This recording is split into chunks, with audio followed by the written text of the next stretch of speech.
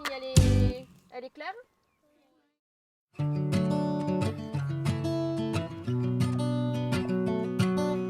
Dans le cadre du projet éco-centre de loisirs, je viens faire une animation sur la thématique de l'alimentation. Éco-centre de loisirs, c'est une démarche dans le Gers qui est menée depuis 2011, où les centres de loisirs et les ALAE essayent de mener des actions en faveur de l'environnement et du développement durable sur plusieurs thématiques, l'eau, les déchets, la biodiversité, les activités sportives, l'énergie et l'alimentation.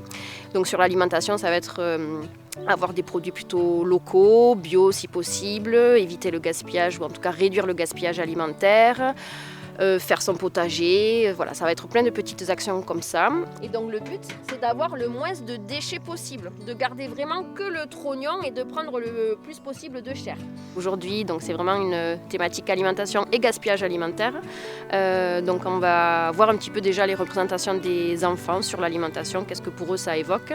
Et il y a un atelier cuisine ensuite. Donc à partir de pommes, ils vont faire une compotée de pommes et des chips avec les épluchures des pommes. Donc on fait attention avec les couteaux.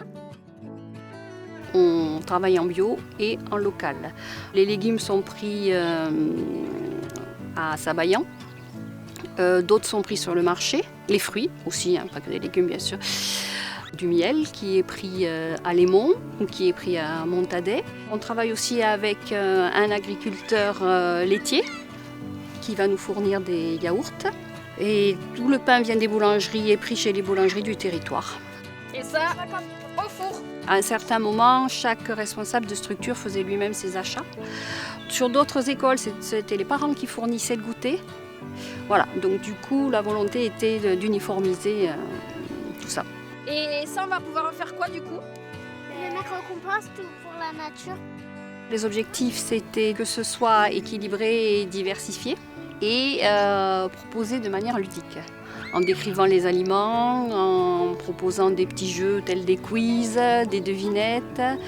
Voilà, c'est pas uniquement manger pour manger. Voilà, il y a une approche derrière. Calme, laisse-en pour les autres.